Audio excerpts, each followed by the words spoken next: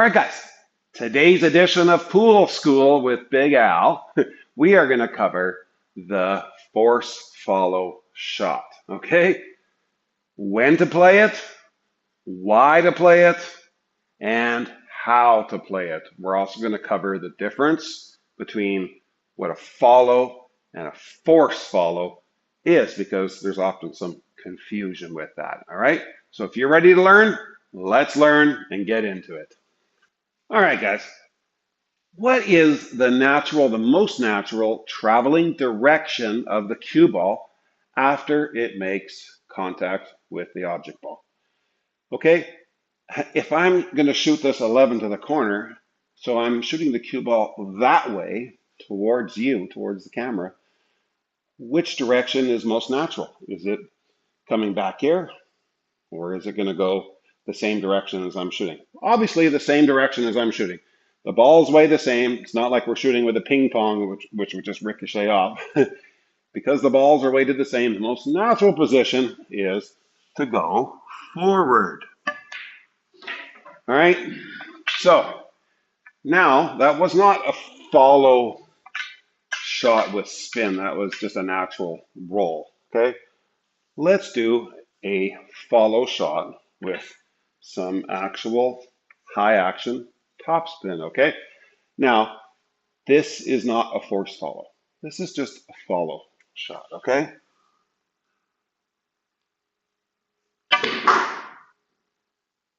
Yes, I am forcing it to go a little faster, but that's not the definition of force follow that we're going to use for this lesson. Okay, we're going to talk about, when we talk about force follow, we're going to talk about forcing it, usually with the application of a little bit of side spin, forcing it to do something it does not naturally want to do. Okay, so that's going to be our definition of force follow. Okay, we're going to be bending some lines, breaking physics a little bit, applying some English, and forcing it to do something it does not want to naturally do. Okay, let's get into it. All right, guys, it's important to note that when I say breaking physics or breaking the laws of physics, I'm not really talking about breaking physics. You can't really break physics. Physics is physics, okay? What you can do is break the appearance of physics by adding some other equations into the factor, okay? Um, Primarily by playing English or side spin on the cue ball, it creates some new factors that can actually give the appearance of breaking physics. Okay, that being said, our cue ball here is on the foot spot, okay? And we are lined up basically right for the back of the pocket, right there, pretty close. All right, there we go. We're about a ball off there. Okay, back of the pocket, which means I need to cut this about 10 degrees to make it. Otherwise, I'm just going to, if I hit it straight on, I'm going to hit the horn area of the long rail. Okay, so I'm going to just shoot this with a natural rolling cue ball. Probably will come right over here. I'm only going to be cutting it maybe 10 to 15 degrees. Okay, naturally rolling cue ball, one tip above center. Let's see what happens. Okay, perfect. Right up into the center of the table. Now, let's set that back up and we will apply just some follow on this. Same shot, just going to shoot a little bit higher, about the same weight.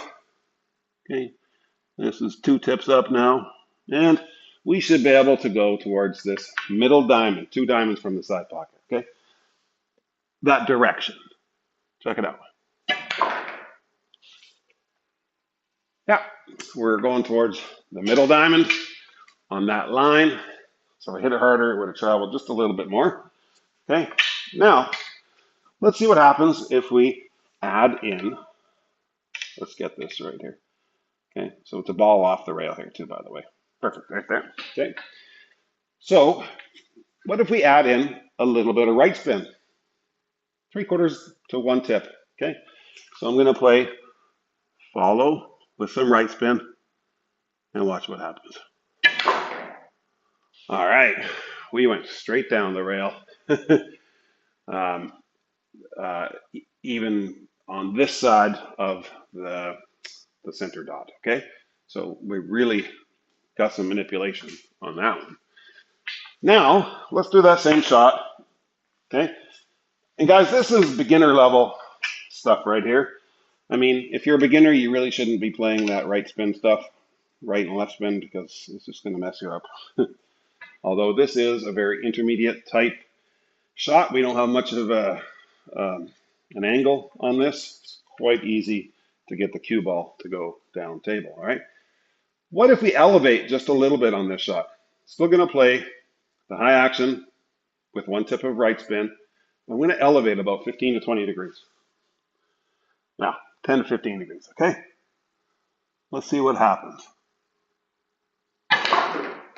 Whoa.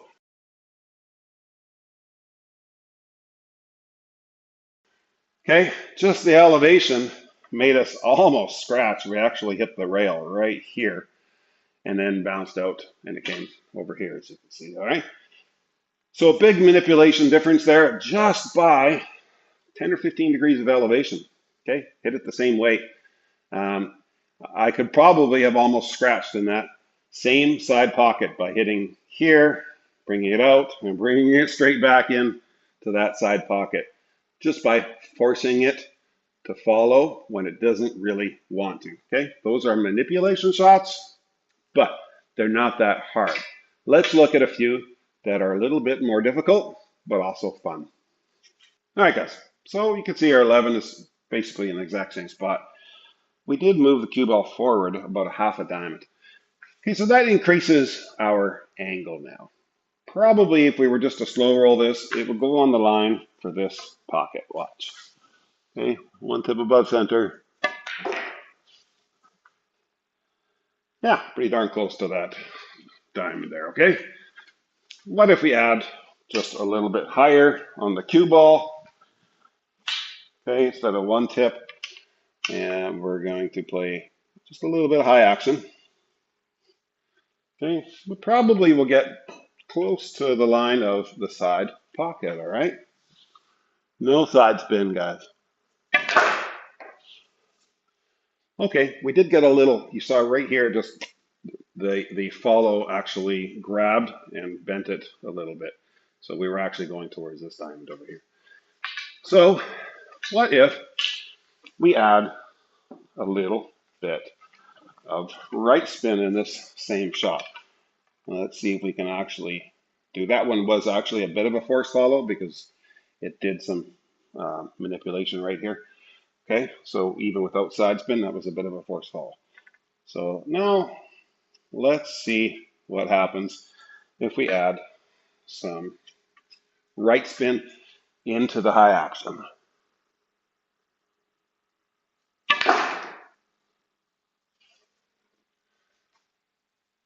Okay, we did pass the side pocket. Okay, now do you think it'll make a difference if we elevate a little bit into this shot? Well, it might. Okay, especially if we don't hit it too hard, we'll get that one rail spin a little bit better. Okay, all right there. So let's try some right spin, some high action, and some elevation at about a 4 weight. Ooh, look at that. Okay, we were going towards this first diamond from the corner pocket, all right? We still didn't get very good shape on the 8. All right, here's a shot where the harder you do it when you're elevated like that, actually the result's going to be weaker, all right? So I'm going to do a little harder now. Okay, and it didn't really get much more of a result. All right, guys, and here is how you get shape on this 8 ball, okay? Even on this side, okay, which is technically the harder side, really, when you're playing this force follow shot. But check it out. You don't want to elevate on this shot at all because it's just going to lose all its momentum as it tries to come out this way, okay? And let's say there was a blocker ball over here, and you need to get to this side to take the 8 here. So we're going to get to this side. Check it out. You want to stay as level as possible. You want to play as high on the cue ball as possible with one tip of right spin. Why one tip? Because when you're playing at the very top of the cue ball or the bottom of the cue ball, you can only do one tip down there. Maybe not even a tip, maybe 3/4. Okay, but I'm going to try to play a tip, and that's really going to cause a manipulation aspect to this shot. Check it out.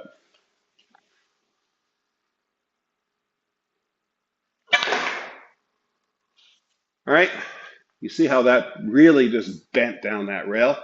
Okay, that was with a nice level cue, a good stroke, all right, with about 2.5 tips of upper high action with one tip of right spin towards the direction that I want to go. All right, guys, that's a sexy shot. You will definitely impress your friends and intimidate your opponents in a match if you do that shot there. All right, guys. Hey, and if you're like 4 inches off the rail, sometimes you can do the double bubble. All right. What does that mean? You can actually hit this rail twice. Sometimes both on this side of the side pocket. Other times it's here and here as it drifts down for the 8 ball. But check it out.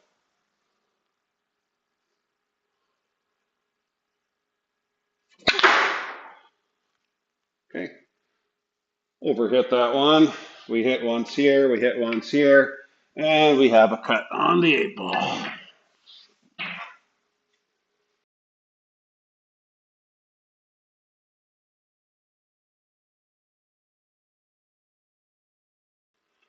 All right, so those are a few side pocket shots which are meant to, the force follow is meant to try to get us down table. When the natural angle says, you're going to be staying in this area, but we do a force follow to get it to go down table, all right? What are some other options that we can use the force follow in? Well, there's lots. Yes, you can use it for safeties. Yes, you can use it for shape. Yes, you can use it for caroms and breakouts. There is a lot. Let's look at a few 8 ball and 9 ball examples of how to use the force follow in other situations. Okay, since the 2 ball is pretty much tied up here, let's go for the 9 ball. Yes, this is a 9 ball situation.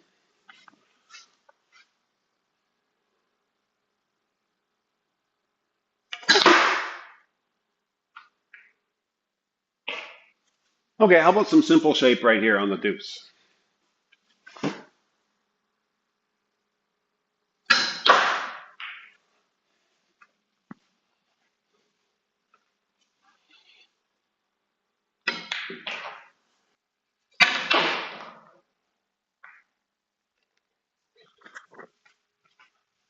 Oh, got the 2 ball out. Let's see if we can make a shot.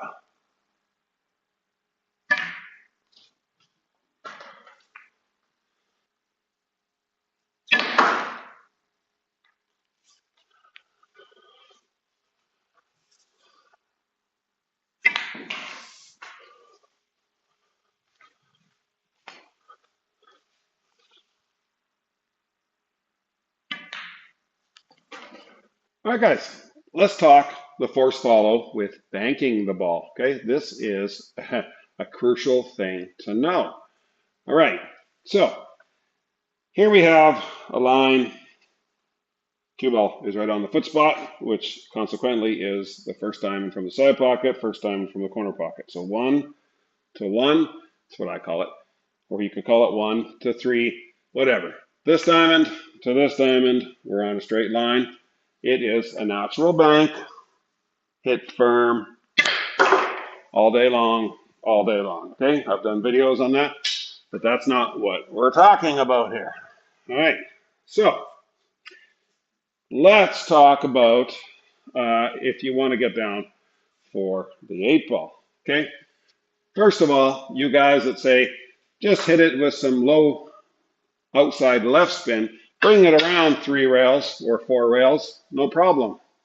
No, if you're playing left spin, you actually have to aim thicker on the ball to actually hit over here because the left spin is going to throw it to the right, so it'll make it, but you have to be, your aim spot has to be about a half a diamond out on this shot if you're playing left spin, okay? So that looks something like this with outside the left spin. I'm almost hitting it straight on here. Okay. You see the cue ball still spinning. I did get draw. I went off the horn here, so we didn't even make the shot, and we got nowhere near coming around 3 rails. So don't say that. Don't be stupid. Look at the line. Okay. The only option to get down on the 8 ball is a force follow. So let's check it out. All right, guys. First, let's look at what a follow shot looks like. Okay. This is more of an extreme follow. Yeah, I do consider this a force follow because it really is going to manipulate it quite a bit. So no side spin, just 2.5 tips of top, high action. Okay. And we get down there, no problem. Okay. Cue ball's in the same spot. Now let's move this about a ball to my left. Okay.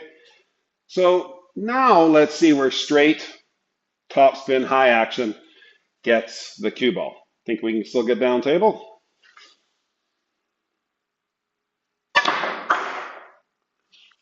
Nope. Okay, Big Al. So since you adjusted the angle there a little bit, now you should be able to go around 3 or 4 rails, right? No. Keep in mind, you do have to aim a little short because the outside spin, bottom outside spin is going to open up that angle, okay? So you may start the 3 rail process, but it won't get all the way down table. Check it out.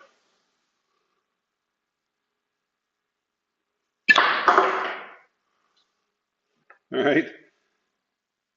Barely enough angle to get to this rail here, okay? Okay, let's make the bank and get down there, and I'll come back and show you how.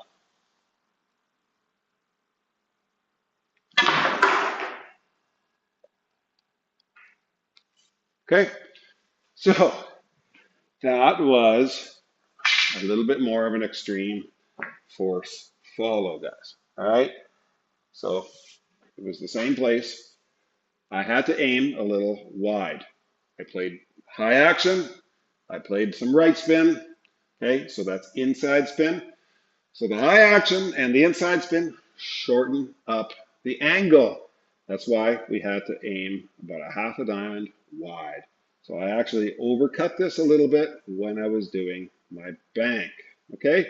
All right, guys, another great example of how the force follow helps you to actually make the shot and to automatically make shape on the 8 ball. Okay? So the natural angle without double kissing this shot probably puts the 11 into the rail about here. Okay? Could make it rattle. But the inside and the top spin is actually going to shorten up this angle. So it should actually help us to make the shot. And naturally, we're going to have shape on the 8. No, a stun shot or a draw shot's not really going to work on this shot right here. Not great anyways, okay? So watch what the force follow does.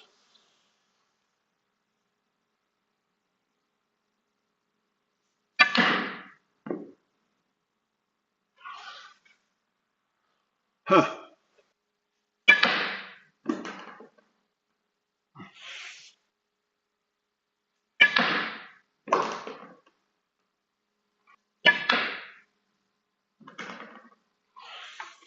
Okay, guys, 9-ball situation here. There's the 1 ball frozen on the rail. 2 ball messed up. Okay, so do you see an opportunity for us to do a force follow shot to try to play a good safety? Well, let's check it out.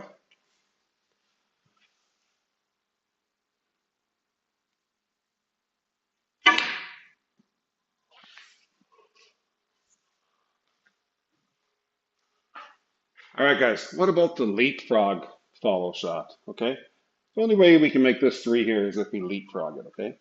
Like this. It's quite easy. All